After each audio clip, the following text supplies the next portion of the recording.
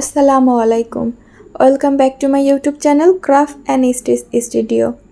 Phulkari dress পরতে কার না ভালো লাগে, সকলেরই কিন্তু অনেক ভালো লাগে। তবে কাজটি করতে কেন জানি না অনেক অধৈর্য লেগে যায়, এত বেশি কাজ হয়। তবে যারা অনেক অল্প টাইমের মধ্যে ড্রেসটি কমপ্লিট করতে চান তাদের জন্য কিন্তু আজকের এই ড্রেসটি খুবই ভালো একটি অপশান হবে। কারণ যারা টুকিটাকি আঁকিবুকি করতে পারেন তারাই কিন্তু এই প্যাটার্নটা খুব সহজেই ড্র করতে পারবেন এবং সেলাইটাও কিন্তু খুব সহজ। দেখুন, আঁকার জন্য প্রথমেই এখানে আমি একটা মোটা বোর্ড নিয়ে নিচ্ছি, তাহলে অপর পাশে কাপড়ে মার্কারের দাগটি লাগবে না।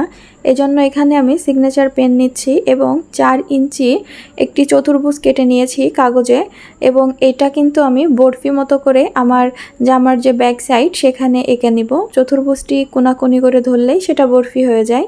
দেন মাঝে যে ছোট চতুর্ভুজটি আঁকাবো সেটার মাপ কিন্তু 1 ইঞ্চি, এবং খেয়াল রাখবেন হাতা, তারপরে সামনের পার্ট এবং ব্যাক সাইড সবগুলো ডিজাইনের মেজারমেন্ট যেন একই রকম থাকে। তো দেখুন, আমি এই চতুর্ভুজের একদম কোণার দিকে কিছুটা অংশ ফাঁকা রেখে দেন আমি এই চতুর্ভুজের ভিতরে ডিজাইনটি করে নিলাম। এখানে যতটা ডিজাইন প্যাটার্ন আছে তার ভিতরে কিন্তু এইটাই একটু কঠিন লাগতে পারে, এজন্য এই ডিজাইনটাই দেখিয়ে দিলাম। এবং বাকিগুলা কিন্তু আপনি ডিজাইনটি ফলো করলেই ইনশাল্লাহ সেই অনুযায়ী আপনি এঁকে নিতে পারবেন, কারণ এখানে কোনো ফুল নাই বা কোনো পাতা নেই। জাস্ট আপনার হচ্ছে স্কেল দিয়ে দাগ কেটে কেটে কিন্তু বিভিন্নভাবে ডিজাইনটি করা হয়েছে। শুধু কঠিনই ছিল এই মাঝের এই ডিজাইনটি, সেটা আমি আপনাদের দেখিয়ে দিলাম। ভিডিওটি বারবার পজ করে আপনারা দেখতে পারেন, তাহলে বুঝতে পারবেন যে আমি কোনটার পরে কোনটা আঁকালাম। আর সেলাই করব, এখানে আমি ক্রস স্টিচ সেলাই দিব এবং সুতো অবশ্যই 3 তার নেওয়ার চেষ্টা করবেন, তাহলে আপনি যতই পাতলা করে সেলাইটি তোলেন না কেন তাহলেও সুতো মোটার কারণে ঘন দেখাবে। এবং এই সেলাইটা খুবই ইজি এবং খুব তাড়াতাড়ি হয়।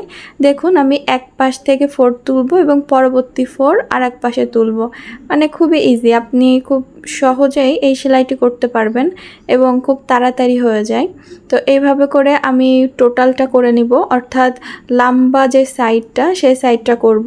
দেন আমরা যখন এই চতুর্ভুজের আর এক পাশে যাব, খেয়াল করুন, করার সময় খেয়াল রাখবেন যে লম্বালম্বি করে চিন্তা করে সেলাইটি করবেন। মানে আপনি কখনোই ভাববেন না যে আমি কোনাকুনি সেলাইটি করব, তাহলে কিন্তু ফিনিশিং ভালো আসবে না। যে কোনো একটি লম্বা দাগ অনুসরণ করে সেলাইটি করবেন এবং পরবর্তী পাশেরটাও ঠিক লম্বালম্বিভাবে এই সেলাইটি করে যাবেন, তাহলেই দেখবেন কোনো ধরনের প্রবলেম হবে না। এবং ডলারের ক্ষেত্রে খেয়াল করুন, 2 ধরনের ডলার বাজারে অ্যাভেলেবেল, একটি হচ্ছে ছিদ্রযুক্ত আর একটি হলো প্লেন। চেষ্টা করবেন যে ছিদ্রযুক্তটা ব্যবহার করতে যদি আপনি নতুন হয়ে থাকেন।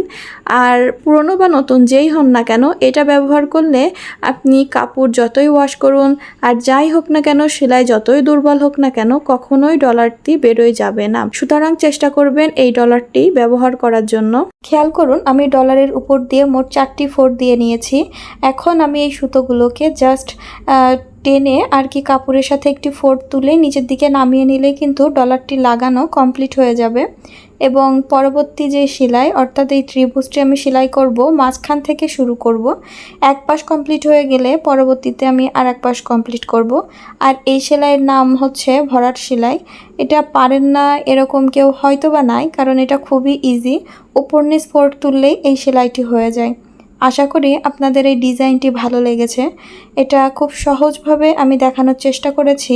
তবে যদি কোনো কিছু বুঝতে অসুবিধা হয়ে থাকে অবশ্যই আমাকে কমেন্ট করতে পারেন। এছাড়াও হাতের কাজের আরও নিত্য নতুন ডিজাইন দেখতে চাইলে আমার চ্যানেলটি ভিজিট করতে পারেন, সেখানে আরও বিভিন্ন ধরনের হাতের কাজের ড্রেস দেওয়া আছে। আজ এখানেই বিদায় নিব, দেখা হবে নতুন কোনো ভিডিওর সাথে। আল্লাহ হাফেজ।